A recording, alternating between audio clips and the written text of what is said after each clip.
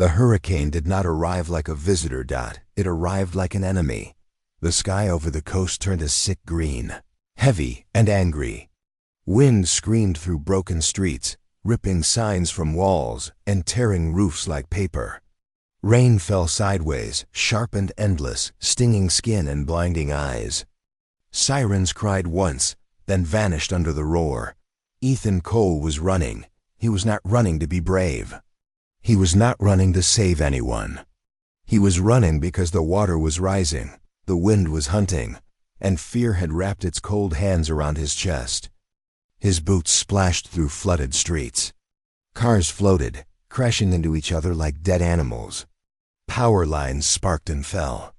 Somewhere behind him, something exploded, and the sound was swallowed by the storm. Ethan's lungs burned. His legs felt heavy, like they were made of stone. He had left his house too late. He knew that now. The evacuation orders had come early, but hope had lied to him. Hope always did. Just one more minute, he had thought. Now minutes were gone. The ocean had crossed the road and was chasing him through the town. A sudden gust slammed him into a wall. He fell hard, scraping his hands. Pain flashed, but fear forced him back to his feet. He looked around wildly, rain dripping from his hair into his eyes. That was when he saw it, half hidden behind fallen trees and broken concrete was a metal door set into the ground. Thick, old, covered in rust and mud. Faded letters marked the surface symbols he barely recognized from history books and movies. A bunker. Ethan did not stop to think. He ran toward it, slipping, nearly falling again as the wind tried to throw him away. The handle was cold and heavy. For one terrifying second, it did not move. Then it opened. Ethan fell inside just as something huge slammed against the door from outside. He pulled it shut with every bit of strength he had left. Metal screamed, then locked into place. Silence. Not peace. Just the sudden absence of noise so loud it hurt his ears. The bunker was dark, thick darkness. The kind that pressed against the eyes. Emergency lights flickered on slowly, glowing weak yellow. The air smelled stale, like dust and old metal. Ethan collapsed to his knees, gasping, his hands shaking. He was alive. For now. The storm continued above, but it sounded distant, like an angry god shouting from far away. The bunker trembled slightly, but it held. Ethan leaned his head back against the wall and closed his eyes. His heart pounded so hard he thought it might break. He tried to slow his breathing. In, out. Then he heard it. A voice. It was quiet, dry, tired. "My fast ends today." Ethan's eyes snapped open. The words were clear, spoken in perfect English. But the voice was wrong, too deep, too slow. Like stone learning how to speak. Ethan stood slowly, his back pressed against the wall. His hands searched the darkness for anything he could use as a weapon. There was nothing. Just old crates, cables, and strange markings carved into the concrete. "Hello," he called out, his voice thin and shaking. The light flickered again. Something moved at the far end of the bunker. Tall, very tall. Thin like a shadow stretched too far. Its skin looked cracked, almost like dry earth, with faint blue lines glowing beneath the surface. Its eyes opened, large and dim, filled not with anger, but exhaustion. Ethan felt his fear change. It did not leave. But it shifted. What are you?" he whispered. The creature did not rise. It remained seated, as if standing was too much effort. "I am a watcher," it said softly. "A keeper. A prisoner of time." Ethan swallowed hard. The bunker shook again as the hurricane screamed. Above them. The creature lowered its head slightly. "I did not expect a human," it murmured. "But perhaps. The end always arrives with a witness." Ethan's hands trembled. "What end?" he asked. The creature's glowing lines dimmed, just a little. "Mine," it said. Outside. The storm howled louder. Inside the bunker. A dying guardian waited. And Ethan realized that running from the hurricane had only brought him to the edge of something far greater. Ethan's legs felt weak. He stayed frozen where he stood, staring at the strange creature at the far end of the bunker. Its glowing blue lines pulsed slowly, like a heartbeat too tired to continue. The air smelled heavier now, thick with dust. Metal, and something Ethan could not name, something ancient. "My fast ends today," the creature repeated, its voice almost a whisper, but somehow it filled the whole room. Each word vibrated against Ethan's chest like a warning and a plea at the same time. He wanted to run, wanted to flee back into the storm, but his instincts told him there was no escape outside. Not anymore. The creature's large, dim eyes followed him. There was no malice in them, only exhaustion and a kind of sadness that made Ethan's chest tighten. I don't understand," Ethan said. His voice cracked. What fast? Why?" The creature's thin fingers rested on its knees. Its cracked skin seemed almost like stone, fragile yet unyielding. "I fasted to hold the seal," it said finally. "To keep what sleeps below this place." "Asleep?" Ethan frowned, his mind racing. "Below? What do you mean?" The creature looked at him carefully. "I cannot show it," it said. "It is older than your cities, older than your people. My body has kept it contained, my energy has held it silent, my will, only my will. And now, my strength fails." Ethan's stomach twisted. The world. Outside was already chaos, but inside, something even older than storms waited quietly, hungry. He swallowed hard. "So, if you die, it wakes?" The creature lowered its head, the faint glow of its lines flickering weakly. "Yes," it simply. "Then your kind will face it. And none will be ready." Ethan's thoughts spun. He thought of the news, of hurricanes, of earthquakes, of disasters humans always survived by pulling together, by helping one another. He thought of his neighbors who had risked their lives to save strangers, and the moments when fear had made him small but human. He looked at the creature. "I don't know if I can help," he said. I have nothing." The creature's large eyes softened. "Humans always believe that," it said. "But you can always offer more than you think." Ethan glanced down at his bag. One bottle of water, one small energy bar, nothing more. The wind still howled above. The world outside was being torn apart. And yet, for a strange reason, he felt a small spark of responsibility. I can give you this," he said, taking out the bar and holding it forward. His hands trembled, and the energy bar felt suddenly heavier than any weapon he had ever held. "It's not much, but it's all I have." The creature's head tilted. It had not expected this. Its voice was soft, almost a whisper of surprise. "You would feed me? When your own survival is at stake?" Ethan nodded. "Yeah, survival isn't just for me," he said, his throat tight. You're holding something back. If you fail, I don't want to watch it happen. Maybe this will help you last a little longer." The creature looked down at the human food. Its glowing lines brightened slightly, like sunlight piercing clouds. "Simple sustenance," it murmured. "Human food. Gives energy in ways my body does not understand." Ethan swallowed. "It's all I have." The creature reached out slowly. Its hand hovered over the energy bar, trembling as much as Ethan's did. When it touched the food, the glow in its skin surged brighter, not violently, but warm, steady, like life returning after a long sleep. "I feel strength," it said softly. Its voice had a hint of awe. Human strength. Ethan sat down on the cold floor, exhausted. "That's what we do," he said quietly. "When we survive, we share what we can, even if it's small. Even if it's just a bite of food." The creature's glowing lines pulsed with new energy. Faint sparks of life rekindled.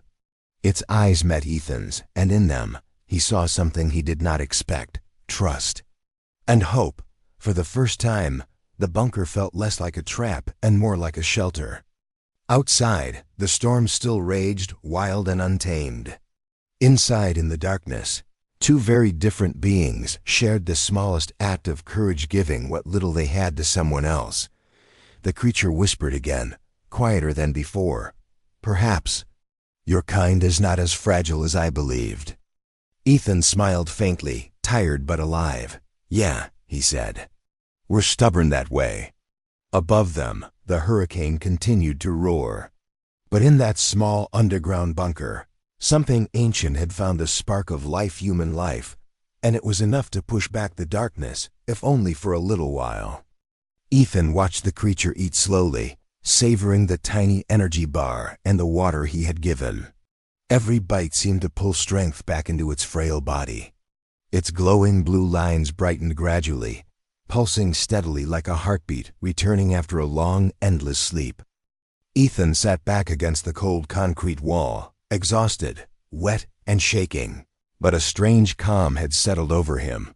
The creature finally lifted its head, eyes locking onto Ethan's. "You have given me sustenance," it said. "Something that could have saved your life instead." "Why?" Ethan shrugged, feeling his knees ache. "Because I don't know. Maybe because I didn't want to die watching something else die. Maybe because humans survive when we help each other. Even strangers. Even things we don't understand." The creature's glowing lines flickered, almost in surprise. "Humans are capable of compassion, even in fear?" It asked slowly. "Even when the storm hunts them? Even when the world screams for selfishness?" "Yes," Ethan said quietly. That's what we do. Most of the time. Some of us." He wiped water from his eyes and looked at the creature's cracked skin, the lines of light running weakly but steadily now. "We fight with whatever we have, even if it's tiny. Even if it's only food, or a hand, or a word." The creature lowered its head, considering him. "Then your nature is not weakness. Your survival is not selfishness. It is generosity. Even when your own life hangs by a thread, you give what you can." Ethan blinked. "I didn't think about it like that. I wanted to help. I wanted someone or something to survive." The creature's voice was soft, reverent now. "And because of this, I will survive longer. Perhaps long enough to hold the seal another cycle. Perhaps long enough to ensure the world outside does not face what sleeps below." Ethan's stomach twisted. "So, you're keeping something from escaping? Something worse than a hurricane?" "Yes," the creature replied. "I am weak, my fast, my strength. It has kept the darkness contained for centuries. But my body can no longer sustain it alone. You have reminded me that even small acts of life can restore what was thought lost." Ethan felt a lump in his throat. "So, my little bar of food, it actually matters?" The creature nodded, faint light glowing brighter under the cracks of its skin. "More than you know. The smallest spark can ignite the largest flame, human. Your gesture has done more than feeding a body. You have fed hope. You have fed life itself." The bunker shivered as a distant tremor ran through its concrete walls. Ethan's chest tightened. He realized how fragile this moment was. One wrong tremor, one collapse, and all of this, the creature, the seal, him, could be gone in an instant. Is it safe?" he asked. "For now," the creature said. "Because you chose to act without being forced. Because you chose to give when the world begged you to take. That is a force even older than storms." Ethan swallowed. His hands were shaking, and he felt the weight of fear, but also a strange pride. "So, even when I'm scared, I can still do the right thing." The creature's eyes softened. "Yes, that is what separates your kind. You are fragile, yes. Loud, yes. Short-lived, yes. But your courage, your choice to act, it is the reason the world survives." Ethan leaned back against the wall, wet hair sticking to his forehead. For a long moment, he didn't speak. He only listened to the faint pulse of the creature, the slow rhythm of life returning to something that had nearly been gone forever. You humans, the creature whispered, you are remarkable. Not for your strength, not for your power, but for your ability to give, even when there is nothing left to give. Ethan nodded silently, exhausted, but feeling something he had not felt in hours: hope. Not just for himself, but for the world outside the bunker. For those who survived and for whatever darkness waited below. Held at bay by an ancient being and one small human choice, the storm outside still roared. But for the first time since it had begun, Ethan felt that he had done something that mattered. Something bigger than survival. Something that had saved more than just his own life. And in the dark underground bunker, where fear had seemed to rule, a simple act of sharing one energy bar, one bottle of water, had created a fragile bridge between two very different worlds. One human, one ancient. And that bridge might just hold the line against the coming night. The creature finished the last crumbs of the energy bar. Ethan watched its glowing blue lines pulse more steadily now, stronger than before, like a flicker of life rekindled after a long, endless night. The air in the bunker seemed lighter, somehow warmer, as though the tiny act of sharing had shifted something impossible. The creature raised its head and studied Ethan carefully. Its eyes, large and full of a strange depth, reflected more than light. They reflected understanding. Human sustenance, it said slowly, almost in awe. It nourishes more than flesh. It nourishes will. It nourishes spirit. Ethan sat down heavily on the cold floor. That's kind of how we survive, he said, voice rough from screaming wind and fear. We give when we can. We share when it might be the only difference between life and death. Even a little counts. Even one bar of food counts.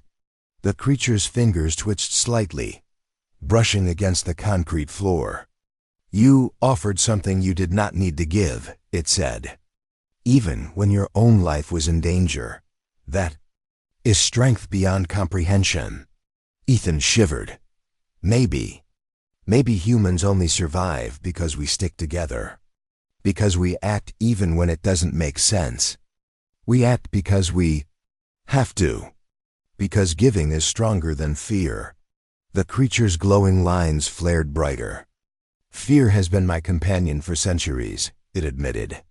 I have held the seal, I have fasted, I have starved myself to keep the world safe. And yet, I did not think one human could give power through such simple means. Ethan smiled faintly, tired but alive. Sometimes the smallest things can be the strongest, he whispered. A word, a touch, a hand. Or food, or water. Or hope. The creature slowly stood, its tall, thin frame trembling. You're kind, it murmured. You are frail, yes. Short-lived, yes. Loud, yes. But your courage, your willingness to give, it is extraordinary. You have fed more than a body today, human. You have fed a guardian. Ethan felt a lump in his throat. I didn't think it would do anything, he said softly. I just wanted you to survive. And survive I shall, the creature replied. Its glow pulsed steadily now, stronger than ever. Because of this, I can continue the seal. For a little longer. Perhaps long enough to keep the darkness contained. Perhaps long enough for the storm outside to pass. For life to persist. Ethan wiped rain from his face and looked at the creature's cracked skin. The blue lines glowing steadily now, like veins carrying energy. So, food can actually give strength? He asked, incredulous. Not magic, not weapons, just human things? Yes, the creature said. Your kind strength is not in your tools. Not in your armies or machines. Your strength lies in your choice to care. Your strength lies in connection. Even when there is no reason to hope, even when the storm screams for selfishness, even when everything says survival is only for the self. Ethan swallowed. Yeah, he said quietly. That's what we do. That's how we survive. By giving, even when we're scared. The creature took a deep breath. It exhaled slowly, the faint pulsing of its body like a heartbeat, now stronger, more deliberate. Human food. Human kindness. It ignites life where it seems lost. You have reminded me, little human, that even in despair, life can endure. Even in fear, courage can flourish. Ethan closed his eyes for a moment, letting exhaustion wash over him. The storm outside continued to rage, but inside, in the small underground bunker, something new had happened. Life had returned to a being older than time. Hope had been rekindled by a single act of giving. The creature's voice softened. Perhaps this is what humans do best, it said. Even when powerless, even when afraid. You give, and in giving you endure. In giving you survive.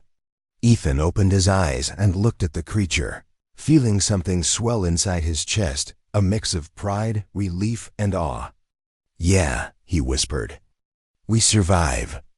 Because we choose to. And for the first time since the hurricane had started, the bunker did not feel like a prison. It felt like a refuge. A place where life, fragile but stubborn, could flourish. Where one small act, a simple bar of food, had reminded something ancient that the world was still worth protecting. Outside, the hurricane continued to howl, relentless and merciless. But inside, human fire had sparked in a being that had forgotten how to hope. And in that spark, Ethan realized something deeper than fear. Even the smallest human choice could change the course of something immense. The bunker was silent, except for the faint hum of the creature's glowing lines. Ethan sat against the wall, soaked and shivering, watching the ancient being slowly regain strength from the tiny act of sharing a single energy bar and a bottle of water. The storm outside continued its rage, but here, in this underground chamber, a fragile moment of peace had formed. The creature rose to its full height. Tall and thin, its cracked skin now lit with steady blue light. It looked at Ethan with something new in its eyes, curiosity and a kind of wonder. Humans, it said slowly, as if tasting the word for the first time, you are fragile, loud, short-lived. Yet, when faced with fear, you act in ways I did not expect. Ethan shivered. What do you mean? He asked, brushing his wet hair from his face. You gave me sustenance, the creature said. When survival said you should keep it for yourself. When the wind and water and fire screamed for you to think only of your own life. You gave anyway. You acted even when the world seemed ready to destroy you. Ethan swallowed hard. His mind flashed with memories of the hurricane, the people who had fled, the neighbors who had pulled strangers from the flood, the sounds of homes collapsing and trees snapping. Fear had ruled the streets outside. Yet here, in the bunker, he had chosen something different. Small, insignificant to the world, maybe, but powerful. I didn't even think, he admitted. I just wanted to help. Maybe it's stupid, but I didn't want to stand by and watch something die when I could do something, even if it's tiny. The creature's glowing lines brightened faintly. You understand what I have not realized in centuries, it said. Humans survive not because of strength alone, not because of tools or weapons, but because of choice, because of connection, because of giving, even when fear commands otherwise. Ethan's heart tightened. He had always thought of himself as small, ordinary, powerless.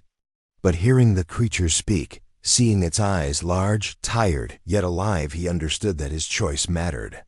That tiny axe could hold back darkness far greater than anything humans had ever imagined. You saved me, the creature said quietly, almost reverently. Not with weapons, not with power, with something fragile. Human kindness. Ethan laughed softly, dryly exhausted. I didn't think I was doing anything heroic, he said. I just did what I could. What anyone would do, right? The creature's eyes glimmered. Perhaps that is the truth. Heroism is not always grand. Sometimes it is a bite of food, a drop of water, a choice to act when every instinct says to run. It is humanity's greatest weapon against despair. Ethan looked at the creature, feeling warmth in his chest despite the cold bunker walls. The storm outside still screamed, but inside, something had shifted. Fear no longer ruled them. In its place was understanding, trust, and a fragile hope that had not existed moments before. Your kind, the creature continued, voice soft, can appear weak and fragile.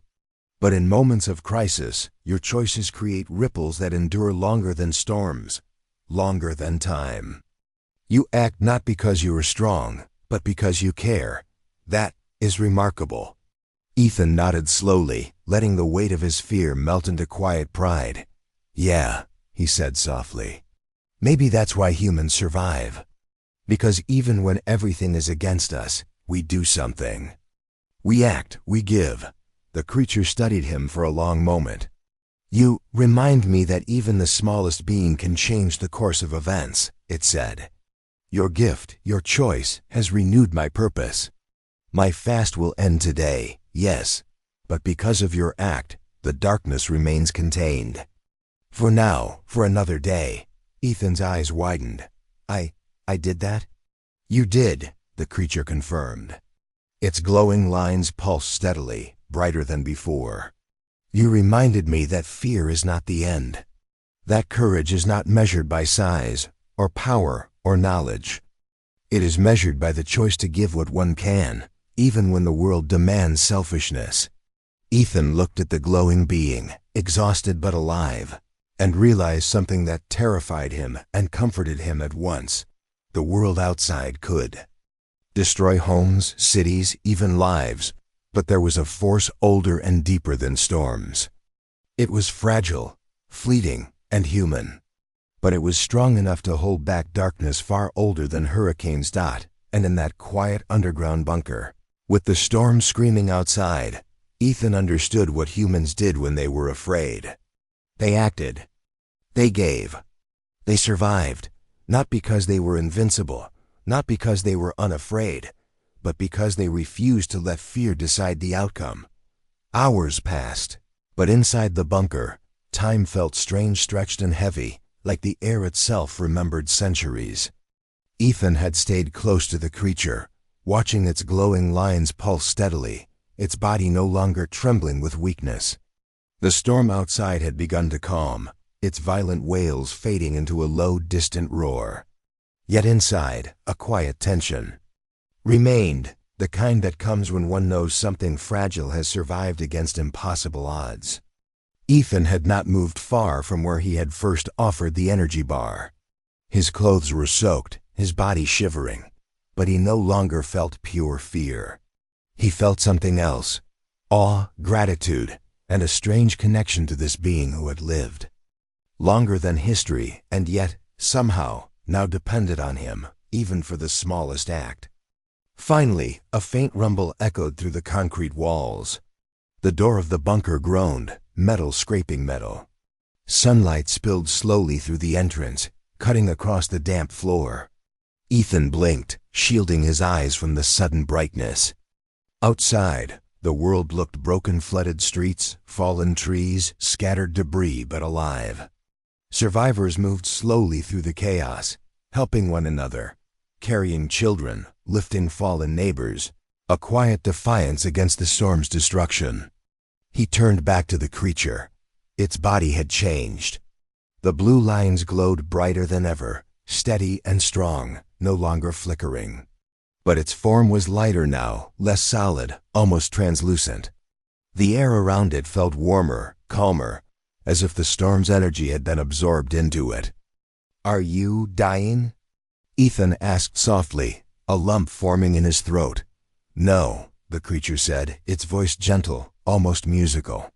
I am resting. My fast, my purpose, continues in a new way. Because of a human's choice. Ethan took a tentative step closer. "You're really gone." The creature shook its head slowly, and where it had stood, light shimmered. Its form blurred and then merged with the walls, leaving no trace but the faint hum of energy. "I am always here," it whispered, "within the choices of those who act when fear screams the loudest. You have reminded me, humanity is capable of more than I knew." Ethan swallowed hard. He realized that the words he had spoken, the food he had given, and the small act of trust and kindness had changed something monumental. A being older than the storms, older than humanity, had regained hope because of him. He stepped toward the entrance, taking in the world outside. Water still pooled in the streets. Trees were broken like splintered toys. But people helped each other, lifted each other, carried what they could.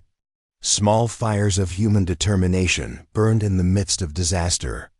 Ethan felt the truth settle in his chest. Humans were fragile, yes, but together. They were stronger than any storm, any ancient darkness.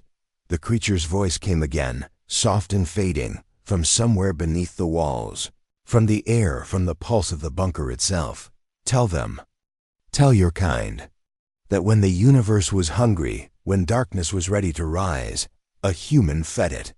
Not with power, not with magic, but with choice, with care, with the simplest act of life." Ethan closed his eyes, feeling both overwhelmed and honored. He had survived the hurricane, yes, but more than that, he had participated in something greater than himself.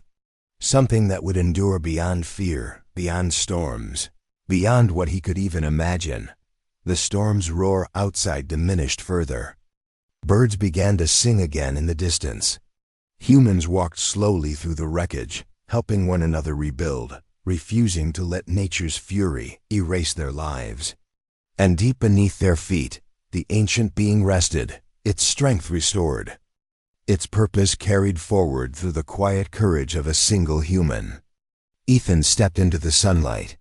He breathed in the wet, heavy air, felt it fill his lungs, and for the first time in hours, he smiled, not just because he had survived, but because he had made a choice that mattered. The world was broken, yes, but it was alive, and so was hope. He looked down at his hands, still shaking from exhaustion. Somewhere beneath him, the creature whispered one last time, "Remember, human. When fear comes, act. When the world seems lost, give. That is how life endures." And Ethan knew, deep in his heart, that he would never forget. Weeks later, the hurricane was a memory, a story of destruction and survival whispered across the city. Streets were cleared, homes rebuilt, and life slowly returned to normal. But Ethan knew that the storm itself was not the story worth telling. The story worth telling lived beneath the surface, in the bunker, in the choice he had made, in the creature whose strength had returned because of a single act of human kindness. Ethan walked through the flooded streets now cleared of debris, observing people helping one another. Children were being carried across shallow waters. Strangers offered clothes, blankets, and food.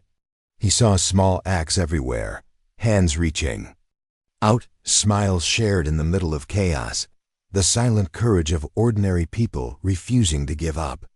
He realized then that the true power of humanity was in these moments, simple but profound, often unnoticed. He thought of the creature, of its glowing lines and cracked skin, of the soft voice that had whispered, "My fast ends today." That voice, that being, had reminded him that humans had a strength beyond fear. Not a strength of muscle or weapons, but a strength of choice, of courage, of connection. That was what had rekindled life, even for something older than time. Ethan carried the memory like a secret fire. He knew he would not see the creature again, not in form, at least, but it had left something behind, something permanent, a lesson. When the world seems ready to tear itself apart, when storms rage and darkness waits beneath, humanity survives by what it gives, not what it takes. Even the smallest act can ripple outward and hold back forces far greater than any one person. People asked him about the hurricane. They asked about the wind, the rain, the flooding. Ethan spoke of survival, of helping neighbors, of holding on to hope when fear screamed louder than anything else. But he did not tell them everything. He did not tell them about the creature or the seal or the way a single energy bar had saved centuries of careful restraint. Some stories, he knew, were meant to be carried quietly in the heart, so that they could grow without words. At night, he would sometimes dream of the bunker. The damp concrete walls, the faint hum of the creature's lines, the soft pulse of light that had grown stronger because he had dared to act. He would wake, heart pounding, and feel the reminder. Life persists not because it must, but because someone chose to protect it, to feed it.